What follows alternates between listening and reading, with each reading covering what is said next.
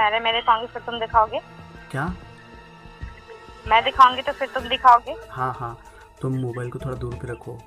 मेरे पास स्टैंड नहीं है यार। अच्छा, ऐसे रख दो, रुको, फील मैं के उतारती साथ, हूँ। फील के साथ। दोस्तों, एक 25 वर्षीय खूबसूरत लड़की को इंस्टाग्राम पर एक अनजान लड़के का मैसेज आता है। बात हाय हेलो से शुरू होती है, फिर धीरे धीरे दोस्ती होती है, दोस्ती प्यार में बदलती है और फिर बात शादी तक पहुंच जाती है। कुछ समय बाद एक दिन वो लड़का लड़की को एक होटल में बुलाता है। लड़की उसकी बात मान लेती है और बताई गई लोकेशन पर पहुंच जाती है। लड़का पहले से उसका इंतजार कर रहा होता है। लड़की होटल के कमरे में पहुंचती है, बातचीत शुरू होती है, दोनों एक दूसरे को गले लगाते हैं और कुछ ही देर बाद उनके बीच शारीरिक संबंध बन जाते हैं। उस रिश्ते से पहले लड़का कहता है, ये हमारी पहली मुलाकात है, मैं चाहता हूं कि ये यादगार रहे। असल में लड़का उनके इस निजी पल को अपने मोबाइल कैमरे में रिकॉर्ड करना चाहता था। वह 13 मिनट 38 सेकंड का वीडियो बनाता है, एक ऐसा वीडियो जिसमें उनका बेहद निजी समय कैद हो जाता है। कुछ दिन तक सब कुछ सामान्य चलता है, लेकिन अचानक एक सुबह लड़की के पास उस लड़के का फोन आता है। लड़का कहता है, जो मैं कह रहा हूं ध्यान से सुनो। होटल में जो कुछ हमारे बीच हुआ वही तुम मेरे कुछ दोस्तों के साथ भी करो। यह सुनकर लड़की गुस्से से तमतमा उठती है। दोस्तों, यकीन मानिए, ये एक ऐसी घटना है जो समाज को आईना दिखाती है, एक ऐसी हकीकत जो रूह तक को झकझोर देती है। इस घटना को सुनने के बाद आपकी अंतरात्मा कांप उठेगी, आपका रोम रोम सिहर जाएगा और आप ये सोचने पर मजबूर हो जाएंगे कि क्या हम वाकई 21वीं सदी में रह रहे हैं, जहां बात होती है तरक्की की, विज्ञान की, आधुनिक सोच की, वहीं कुछ विकृत मानसिकता के लोग ऐसे घिनौने, शर्मनाक और दर्दनाक कृत्यों को अंजाम दे जाते हैं, और वो भी बहुत ही आसानी से। दोस्तों, इस कहानी की शुरुआत होती है लखनऊ से। लखनऊ में इंजीनियरिंग की पढ़ाई कर रही एक बेहद ही सुंदर 25 साल की लड़की, जिसका नाम था आकृति सिंह। पढ़ाई के साथ साथ वह सोशल मीडिया पर भी काफी सक्रिय थी, खासकर इंस्टाग्राम पर। ऐसे तो उसके इंस्टाग्राम पर ढेरों लड़कों के मैसेज आते थे। कोई हाय लिखता, कोई हेलो, कोई पूछता कैसी हो, कोई कहता तुम बहुत सुंदर लग रही हो, कोई उसकी आंखों की, कोई उसके होंठों की तारीफ करता। लेकिन उन सभी मैसेजेस को आकृति इग्नोर कर देती थी। वह कभी किसी को रिप्लाई नहीं करती थी। एक दिन वह ऐसे ही सभी मैसेज पढ़ रही थी, तभी उसकी नजर एक खास मैसेज पर पड़ी। लड़का दिल्ली का रहने वाला था, नाम था विवेक चौधरी।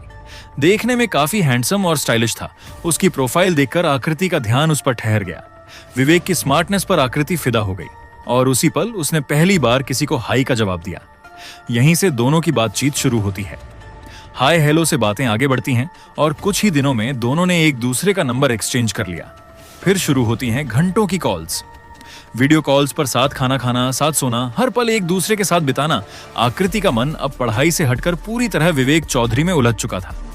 एक दिन विवेक आकृति को फोन करता है और कहता है, मैं तुमसे मिलना चाहता हूं, और वो भी एक होटल में। होटल का नाम सुनते ही आकृति थोड़ी घबरा जाती है। उसे अंदर से डर लग रहा था, अगर होटल गई तो पता नहीं क्या होगा। पर वहीं दूसरी ओर वो सोचती है, विवेक मेरी जिंदगी में एक ऐसा इंसान बन चुका है जिसने मुझे बदल दिया है। अगर वो मुझसे मिलना चाहता है और वो भी होटल में, तो मुझे कोई आपत्ति नहीं होनी चाहिए। और इसी सोच के साथ वो लड़की उस होटल में पहुंच जाती है, जिस होटल का पता विवेक ने उसे दिया था। जैसे ही वो कमरे के बाहर पहुंचती है, विवेक सामने आता है, उसका हाथ थामता है और कमरे के अंदर ले जाता है। एक हल्का सा हक करता है। खाने पीने का इंतजाम पहले से मौजूद था। दोनों साथ बैठकर खाना खाते हैं। फिर बातचीत होने लगती है। बातचीत करते करते दोनों एक दूसरे की बाहों में समा जाते हैं और एक ऐसा क्षण आता है जब दोनों एक दूसरे के साथ संबंध बनाने के लिए पूरी तरह तैयार हो जाते हैं। लेकिन तभी विवेक कहता है, आकृति रुको, ये हमारी पहली मुलाकात है। हम पहली बार एक दूसरे से मिल रहे हैं और यहीं से हमारे रिश्ते की शुरुआत हो रही है। मैं चाहता हूं ये लम्हा हमेशा के लिए यादगार बन जाए, इसलिए मैं इस पल का वीडियो बनाना चाहता हूं। पहले आकृति इसका विरोध करती है, लेकिन जब विवेक जिद करने लगता है, उसे बार बार फोर्स करता है, तब आकृति थक कर कहती है, ठीक है, अगर तुम्हारी यही इच्छा है तो बना लो वीडियो। फिर दोनों के बीच जो भी होता है, विवेक उसे अपने मोबाइल कैमरे में कैद कर लेता है। सुबह होती है, आकृति अपने घर लौट आती है। बातचीत पहले से भी ज्यादा बढ़ जाती है। अब आकृति बार बार पूछने लगती है, हम दोनों की शादी कब होगी? इस पर विवेक हंसते हुए कहता, अरे शादी विवाह कौन सा भागा जा रहा है, वक्त आने दो, वो भी हो जाएगा। वो तमाम बातें करता, बहुत ही लुभावनी बातें जो आकृति को सपने में उलझाए रखती। लेकिन विवेक के मन में कुछ और ही योजना चल रही थी। कुछ दिन तक दोनों आपस में फोन पर बात करते रहे, लेकिन एक दिन अचानक विवेक ने आकृति को फोन किया और कहा, मैं जो बोल रहा हूं उसे ध्यान से सुनो। तुमने मेरे साथ जो भी प्राइवेट पल होटल में बिताए थे, अब मैं चाहता हूं कि वही तुम मेरे दोस्तों के साथ भी करो, उनसे भी संबंध बनाओ। इतना सुनते ही आकृति फोन पर आग बबूला हो गई। उसने विवेक को भला बुरा कहना शुरू कर दिया और कहा, मैंने सपने में भी नहीं सोचा था कि तुम इतनी गंदी सोच रखने वाले हो। तुम्हें शर्म आनी चाहिए। ये कहते हुए तुम्हें 100 बार सोचना चाहिए था कि तुम किससे बात कर रहे हो। मैं तुम्हारी होने वाली पत्नी हूं।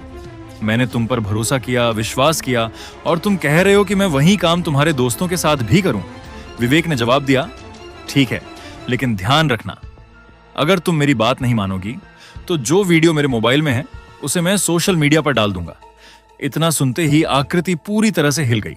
जिस डर का उसे अंदेशा था वो अब हकीकत बनकर सामने खड़ा था। न वो इस बात को अपने माता पिता से कह सकती थी, न पुलिस के पास जा सकती थी। काफी सोच विचार के बाद उसने विवेक को फोन किया और कहा, मैं तैयार हूं, लेकिन प्लीज उस वीडियो को डिलीट कर दो। विवेक ने कहा, कोई बात नहीं, डिलीट कर दूंगा और हम जल्दी शादी भी कर लेंगे। लेकिन अब तक आकृति समझ चुकी थी कि शादी का नाम सिर्फ एक बहाना है, उसका असली मकसद कुछ और है। अब जब भी विवेक उसे बुलाता उसे मजबूरी में जाना पड़ता।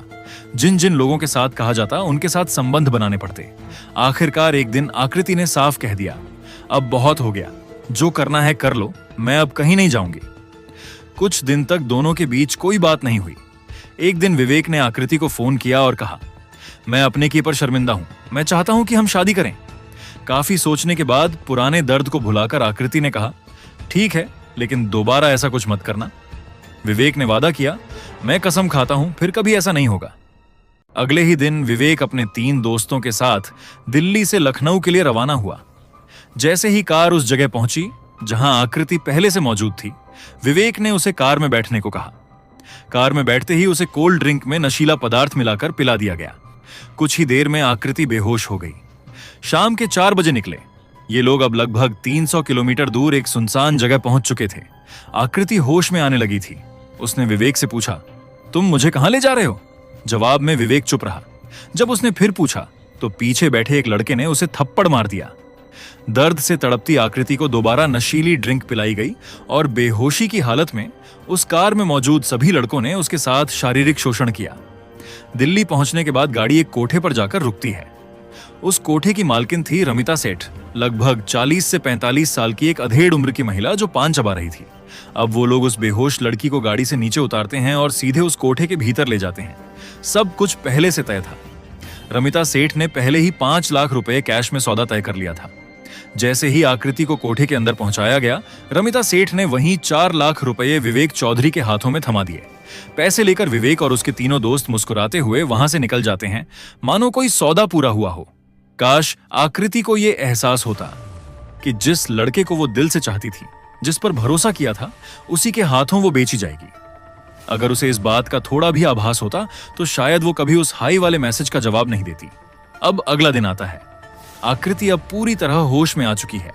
चारों ओर अनजान चेहरे, अजीब माहौल और बेजान दीवारें। वो समझ चुकी थी कि उसे किसी कोठे में बेच दिया गया है।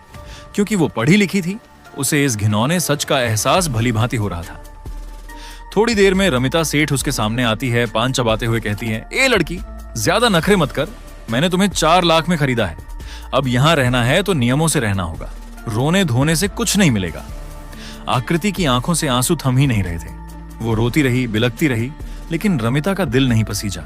रमिता बोली, कपड़े बदलो और तैयार हो जाओ, ग्राहक आने वाले हैं। ये रोने धोने का टाइम नहीं है। यहाँ धंधा चलता है और धंधे में भावनाओं की कोई जगह नहीं होती। भागने की सोचना भी मत। कोठे के हर कोने पर मेरे आदमी हैं।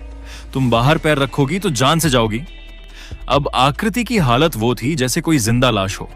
न चीख सकती थी, न भाग सकती थी, बस सोच रही थी कि क्या अब पूरी जिंदगी इसी नरक में बीतेगी। वो अपने घर से कहकर निकली थी, दिल्ली जा रही हूं, दोस्त की शादी है, 1 हफ्ते में लौट आऊंगी। और अब उसे लग रहा था कि 1 हफ्ते तक कोई उसे खोजेगा भी नहीं। धीरे धीरे ग्राहक आने लगे और रमिता ने बाकायदा आकृति को भी उनके सामने पेश करना शुरू कर दिया। उसकी सुंदरता देखते ही ग्राहक सिर्फ उसी की डिमांड करते। दिन में 2-2, 3-3 बार कई ग्राहक सिर्फ उसी के लिए आते। थोड़े ही दिनों में आकृति पूरी तरह से शारीरिक और मानसिक रूप से टूट चुकी थी। अब वो थकने लगी थी, अस्वस्थ हो गई थी। और तभी एक दिन एक नया ग्राहक आता है, लखनऊ से आया हुआ एक व्यक्ति। जैसे ही रमिता उसे लड़कियां दिखाने लगती है, वो सीधे आकृति को चुनता है, क्योंकि उसी की डिमांड सबसे ज्यादा थी। आकृति उस दिन पहले ही 12-13 लोगों के पास जा चुकी थी। अब वो न हिल पा रही थी, न बोल पा रही थी। जैसे ही वो कमरे में जाती है, वो उस व्यक्ति के सामने हाथ जोड़कर गिर पड़ती है। भैया, माफ कर दो, मैं अब कुछ नहीं कर सकती, बहुत थक चुकी हूं, बीमार हूं, मुझे छोड़ दो। उस लखनऊ वाले व्यक्ति का दिल द्रवित हो उठता है। वो कहता है, तुमने मुझे भाई बोला है और मैं भाई का फर्ज निभाऊंगा। उसके बाद आकृति उसे अपनी पूरी कहानी सुनाती है, कैसे उसका बॉयफ्रेंड ही उसे बेचकर चला गया, कैसे वो यहाँ कैद है और घर वाले भी परेशान होंगे। वो व्यक्ति बाहर कुछ नहीं कहता, क्योंकि कोठे के बाहर भीतर रमिता ने गुंडे तैनात कर रखे थे। लेकिन वहां से निकलते ही वो सीधे पुलिस स्टेशन जाता है और पूरी बात पुलिस को बताता है। पुलिस पूछती है, क्या तुम वाकई उस लड़की को बचाना चाहते हो? वो शख्स बिना सोचे कहता है, हाँ, चाहे जान भी चली जाए, मैं उसे निकालूंगा। इसके बाद एक योजना बनाई जाती है। तय होता है कि वो व्यक्ति फिर से ग्राहक बनकर कोठे में जाएगा, एक तय तारीख और समय पर। वो दोबारा उसी दिन आता है ग्राहक बनकर, फिर से आकृति की डिमांड करता है। रमिता कहती है अब उसका रेट बढ़ गया है। वो कहता है, पैसे की चिंता मत करो। रमिता कहती है, थोड़ा इंतजार करो, वो अभी एक ग्राहक के साथ है। कुछ मिनट बाद आकृति आती है। दोनों की आंखें मिलती हैं और बिना बोले सब समझ जाते हैं। जैसे ही दोनों कमरे में जाते हैं, पुलिस चारों तरफ से उस कोठे को घेर लेती है। और फिर वो पल आता है जब सिर्फ आकृति ही नहीं, उस कोठे में कैद तमाम लड़कियां जो देश के अलग अलग हिस्सों से आई थीं और मजबूरी में इस धंधे में धकेली गई थीं, उन्हें भी पुलिस आजाद कर देती है। रमिता सेठ, उसके गुंडे और वहां मौजूद सभी दरिंदों को गिरफ्तार कर लिया जाता है। पुलिस स्टेशन में तमाम लड़कियां एक एक करके अपने अपने घरों को लौटने की प्रक्रिया में थीं, लेकिन आकृति अब भी चुप थी। उसका मन कांप रहा था। एक ही सवाल दिमाग में घूम रहा था, अब घर जाऊंगी तो मम्मी पापा का सामना कैसे करूंगी? लेकिन तभी एक महिला पुलिस अधिकारी उसके पास आई और बोली, बेटा तुम गलत नहीं थी, तुम्हारे साथ गलत हुआ, लेकिन ये मत समझना कि दुनिया खत्म हो गई है। अब तुम्हें दोबारा जीना है, अपने लिए, अपने आत्मसम्मान के लिए। वो शब्द आकृति के दिल में उतर गए। वो लखनऊ वाला युवक जिसने उसकी जान बचाई, वही उसे लेकर लखनऊ आता है। ट्रेन में सफर के दौरान दोनों में ज्यादा बातें नहीं होती, बस कुछ मौन संवाद होते हैं, जहां एक तरफ लड़की का कद्र से झुका चेहरा होता है और दूसरी तरफ लड़के की आंखों में सुकून। घर के बाहर जब गाड़ी रुकती है तो आकृति की मां दरवाजा खोलती है। सामने अपनी बेटी को देखकर मां की आंखों से आंसुओं का सैलाब फूट पड़ता है। मां उसे छाती से लगाकर फूट फूट कर रोने लगती है। पिता भी अपनी बेटी को सीने से लगाते हैं, मानो बरसों बाद कोई अमानत लौट आई हो। आकृति बहुत रोती है, लेकिन इस बार आंसू दर्द के नहीं, राहत और सच्चे अपनापन के होते हैं। उधर पुलिस की जांच में रमिता सेठ और उसके नेटवर्क का भंडाफोड़ होता है। कई राज्यों से लापता लड़कियों को छुड़ाया जाता है। समाज में हलचल मचती है और खबर चैनलों की हेडलाइन बन जाती है। आकृति अब धीरे धीरे सामान्य जीवन की ओर लौट रही है, पर इस बार वो चुप नहीं है। वो अब आवाज बनना चाहती है उन तमाम लड़कियों की जो किसी विवेक जैसे इंसान पर भरोसा करके बर्बाद हो गईं। और वो युवक, वो अब भी उसके संपर्क में है। कभी हालचाल पूछता है, कभी मुस्कुराहट देता है। आकृति एक दिन उससे पूछती है, तुमने मेरी मदद क्यों की? तुम्हें तो कुछ भी नहीं मिलता था इससे। वो सिर्फ इतना कहता है, कभी कभी इंसान सिर्फ इंसानियत के लिए कुछ कर जाता है, और तुमने मुझे भाई कहा था, ये रिश्ता ही सब कुछ है।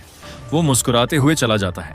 अब आकृति जानती है, दुनिया में हर विवेक चौधरी के पीछे कहीं ना कहीं एक ऐसा भी इंसान होता है जो बिना किसी स्वार्थ के किसी की जिंदगी संवारने चला आता है। और शायद यही इंसानियत की असली जीत होती है। अगर आपको सच्चाई पर आधारित ऐसी ही क्राइम थ्रिलर कहानियां पसंद हैं, तो इस वीडियो को लाइक जरूर करें और ऐसी दमदार कहानियों को सबसे पहले देखने के लिए हमारे चैनल को सब्सक्राइब करें, क्योंकि हर हकीकत एक रहस्य होती है और हर रहस्य एक कहानी बनता है।